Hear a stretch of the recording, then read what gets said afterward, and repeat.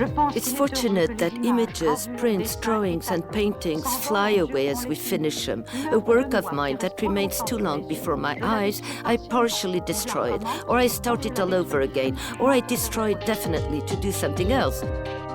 Great Women in Art is a podcast produced by AWARE, Archives of Women Artists Research and Exhibition, in collaboration with the INA, with the support of Maison Veuve Clicquot and the Ministry of Culture for Délégation à la transmission des savoirs et à la démocratisation culturelle.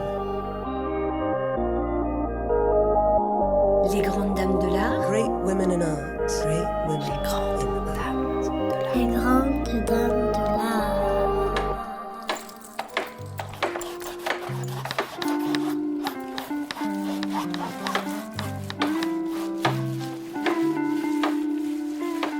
The podcast Les Grandes Dames de l'Art, Great Women of Art, gives a voice to the women artists of the 20th century. They talk about their work, their life, the world around them, and their achievements. Let us search for their presence, their secrets. Let us rediscover the hidden stories of women artists through their voices. To close the chapter on surrealist women, after Leonora Carrington, I want to listen to Valentine Hugo's voice. She was born in 1890. Her maiden name was Gross. The daughter of a professional pianist, she grew up in a cultivated family. She started attending the Beaux-Arts in Paris in 1907, 1 year after the prestigious school opened up to women. In 1909, she took part in the Salon des Artistes Français. In those young years, she was interested in dance and music. Drawn to the theatre, she made many costumes and sets, regularly collaborating with the most famous theatre directors and choreographers of her time. She was close to the composer Éric Satie, but also to literary and media figures such as Jean Cocteau. She had a special relationship with Cocteau. In a letter, he wrote to her, "You were born marvellous, like others are born cruel or ugly. You're like a breath of air. You instantly make me feel better." In 1919, she married Jean Hugo, the great-grandson of the writer Victor Hugo. Valentine introduced him to her theatre friends, the people of the avant-garde, and some surrealists. In 1931, she became André Breton's mistress. She got divorced a year later. For a couple of years, she became one of the rare women to be officially introduced into the surrealist circle. She was making installations by collaging found objects.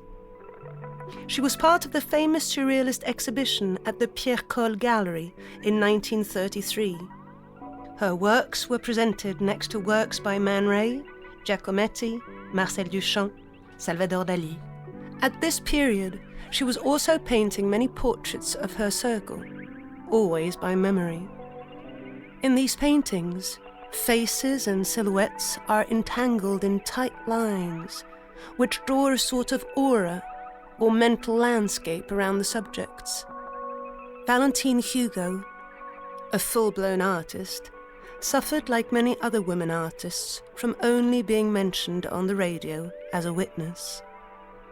She was often asked about her relationships with Paul Éluard or André Breton, but never about her art or her worldview.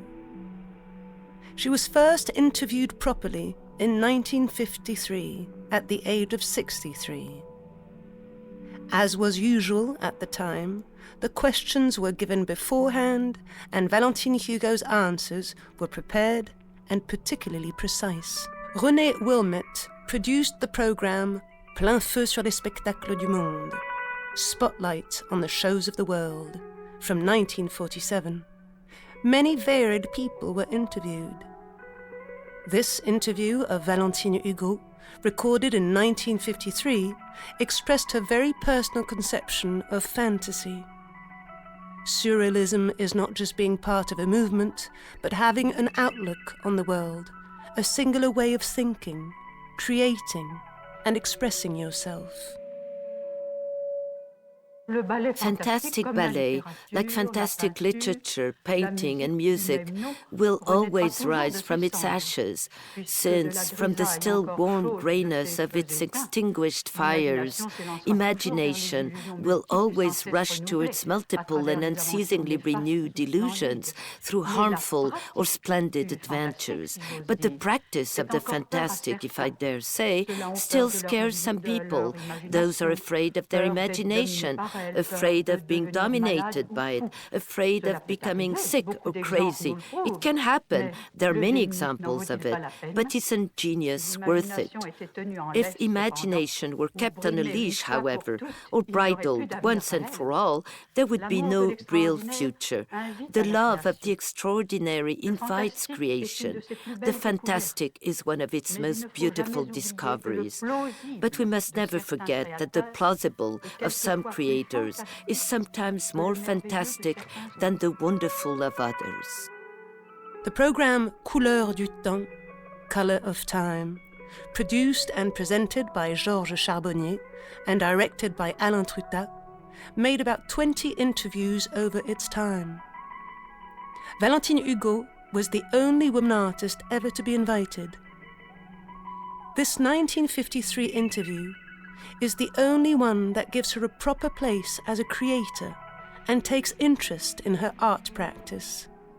Georges Charbonnier starts the interview by mentioning the idea that there is masculine painting and feminine painting, and that there should be a distinction between male and female art.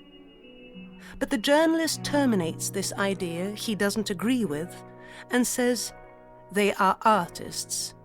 And then, "Behind this microphone, we don't have Valentine Hugo, woman painter, but Valentine Hugo, the painter. A painter with a particular place." This masculinization was not rare at the time. It was perceived a way of giving value to the few women artists recognized in a strictly masculine art world. Valentine Hugo describes her transition into surrealism like many members. Her practice is between painting and poetry. I remember when I was briefly part of the surrealist movement in 1931, 32, 33. I said one day to André Breton, who had come to see in my studio the portrait that I had imagined of Arthur Rimbaud, "I dream of being something between the poets and the painters." And he replied, "But you're already that, and you're a painter too." Was I still a painter? Was I already a painter, or was I finally a painter? I didn't know exactly, because I had taken on the habit, which was said to be anti-painter, of nailing or sticking on my paintings many things foreign to paint. However, Picasso, then Max Ernst, and so many others had long since placed materials of all kinds, papers, fabrics, wood, and various objects on their paintings, whose unusual presence increased the violence of their intentions. I admire Picasso and Max Ernst a lot, and from them I certainly got these passages of forms into each other, like the ideas that go through my head. I'm determined to continue painting, writing, tracing, digging, embedding, nailing, whatever I please. I don't care about the processes, the instruments used, as long as what I want to create takes shape. Delacroix said that painting was the art of producing illusion.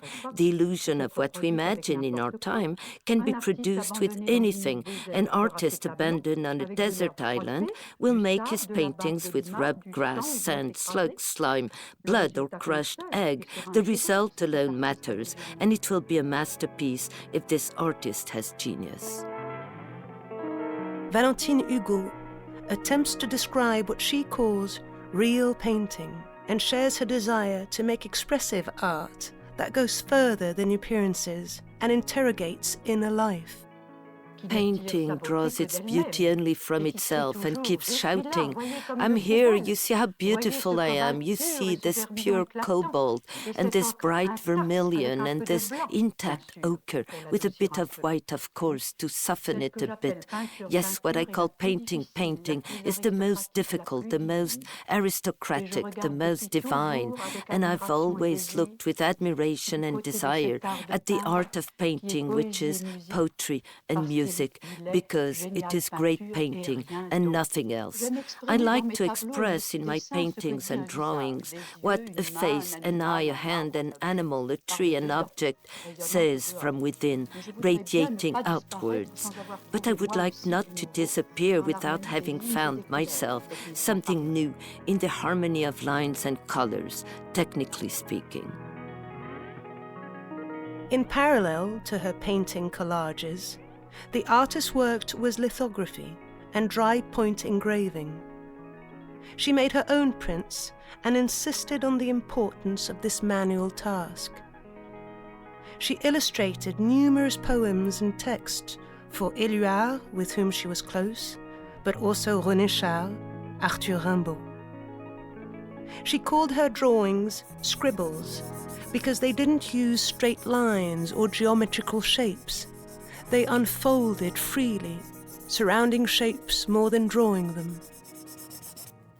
I have to admit that I don't like straight lines that cross and intersect at right or acute angles. That's why I often make drawings that look like writing. It turns and whirls endlessly, sometimes without beginning or end. In truth, I scribble, and it's in my engravings that the scribbling reaches its peak. I go round in circles with the engraving point, just like when I drew long tangled hair on the princesses and shepherds of the Épinal prince of my childhood. Their hair always disheveled, like a ball of yarn unwound by a cat and hanging low. If you look with a magnifying glass at all the engravings I made to illustrate the poems of Paul Éluard, René Char, Rimbaud, and a novel by Sade, you will see nothing but scribbles. And yet, from a distance, it all takes shape, even with lithography. For Roger Perfit's Les Amitiés Particulières, and for a novel by Jacques de la Cretelle, I worked like that with the crayon on the stone. And this is how, as of next year, when I'm finished with the immense work for Monteverdi's Orfeo at the opera, I will scribble my dreams and memories to engrave them. This, along with a few portraits and some unexpected paintings, will be all I do, I hope, for the rest of my life, since I engrave my images in solitude and print them myself on press. No one will see these dreams and memories until they are irrevocably and irreparably printed on paper. This big work will amuse me immensely. Indeed, I believe you make your own print tirage. For a woman, it's a huge effort. Yes, the press is hard to turn, the plates are hard to wipe, the engravings are hard to cut, but it's exciting to do everything yourself. The artist comments on her taste, acquired during childhood, for theatre, music and dance, thanks to a miniature theatre her parents gifted her.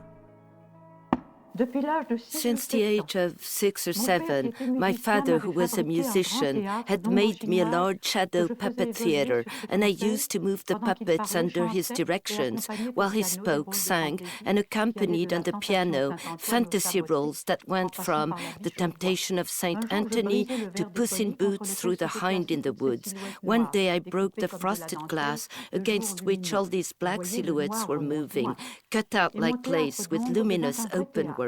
You see, black goes back a long way, and my shadow theater became a real theater. I had as a model the sets I would cut out from Épinal prints, and I made my own dolls, their clothes, and even their wigs. My parents often took me not only to concerts, but also to the theater matinees at the casino of the town where I happened to have been born. And throughout my childhood, until my other studies became more serious, I made up sets and costumes I invented lyrics and music and acted out for myself in front of a mirror that reflected the stage of my theater, everything that crossed my mind. My characters that I held by strings were probably rather clumsy, but for me the illusion was there. When I got married, it was quite natural for me to cut out and assemble to the scale of the theater the little models that Hugo then painted. In truth, any theatrical invention must produce a sensation, a commotion, a shock even, of something never heard, never seen before. If there is no shock, good or bad, and the bad ones often turn out to be the best ones later on, if you don't have a certain violence of contact, rapture, detestation, enthusiasm, the work can be filed away in the daily grind and flow of mediocrity. I must also say that the one who creates a work, contrary to what the public still believes too often, never makes fun, neither of the authors, nor of the public, nor of himself. If he fails, too bad for him, but it's better to invent and err than to cautiously rehash the already done by rearranging it. The theater is the ideal place to create because, however violent, the contact with the public is always productive. Rage as a reaction is productive in one way, admiration and faith are productive in another way. Valentine Hugo describes with great precision her work process. She destroyed a lot of it, pushing her sketches into unknown directions, mentioning the strength of inspiration. You can feel she was a person inhabited, almost haunted by art. Her strength in work and her determination are very perceptible. It's fortunate that images, prints, drawings and paintings fly away as we finish them. A work of mine that remains too long before my eyes, I partially destroy it, or I start it all over again, or I destroy it definitely to do something else. It's difficult for me to compose a sketch in advance for an engraving or a painting. I can, if required, make a draft, but I will reproduce it in a totally different way. This is what happens to me, for example, with theater sets. I design projects, they're seen, they're approved. If I get my sketches back before their final execution, I make new ones. I can't help it. And I tell you, it makes my life quite complicated, this way I have of constantly filling the Danaids jar. When everything goes well, my work is effortless, as if in a dream. But it's true, my hands move on their own, without me trying to compose. The difficulty is getting started. A sheet of paper, a canvas, an untouched engraving plate have always made me feel dizzy. As for my head, it works much more when my hands do nothing. For days and days and nights, I can be incapable of inventing anything materially, so I take great care of the plants and trees I'm surrounded by, because I garden every morning on my Parisian windows, where I see everything I plant grow wonderfully. Fig tree, olive tree, jujube tree, Japanese medlar tree, and also jungle vines from the Amazon, Sumatra, some equatorial rainforest. I even got some lovely flowers from a charming chestnut tree, and I don't know where to put my agavas. They grow too fast with their long spikes that prick. And then, finally, there is the music that I listen to at concerts, at the theater, or on the radio, or that I play for myself. Yes, there is the music, and I believe it's what I love the most, because I love it since I was born. Coordinated by Mathilde Croix and the Aware team. Directed by Élodie Royer. Music by Julian Ogil. Credits Andrew Nelson. Sound editing Basile Beaucaire. Scientific advisors Catherine Gonard and Marjorie Micucci. Translation of the artist's voice, Eve Dair. French voice, Camille Morino. English voice, Lou Doyon.